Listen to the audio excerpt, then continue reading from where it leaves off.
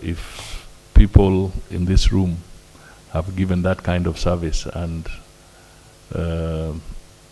when the owner's role comes out and none or very few are identified, I think it means we have to do some homework to show greater respect and appreciation for the work that you have put in for this country.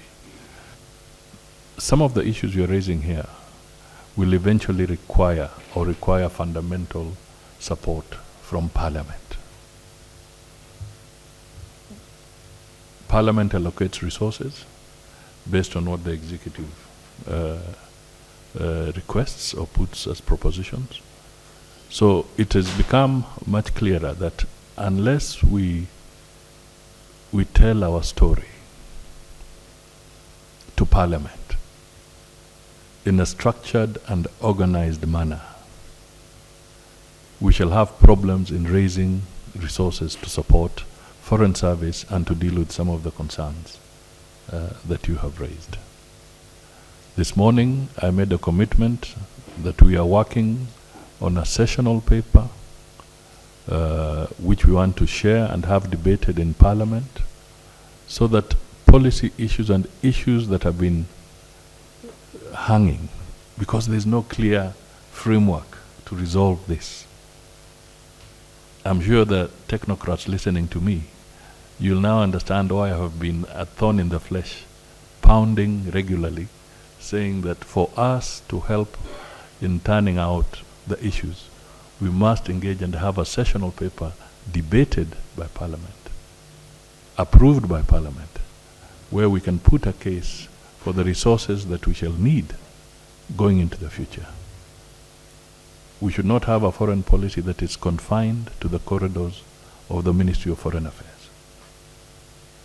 We must have a foreign policy that is owned by the people of Kenya through their representatives, through Parliament, and therefore they will be able to allocate more resources for us to tackle the concerns that you have. And we are doing it not for us, not for me, but for others. So it is absolutely essential that we pick up from here and we be able to do that. So I will do just one thing, to assure you that I'll work very, very closely with you, and we will then report good progress amongst ourselves and going forward. I will also be calling on you from time to time on these issues. I was trying to imagine, as you are talking, today in this room, there is a concentration of serious, high voltage diplomatic knowledge in this room, diplomatic and public experience in this room. If you are to count in terms of the years put, maybe you'll be running into thousands of years of service collectively, of public service and of diplomacy. And that reservoir of resource, surely we should not allow it to just disappear.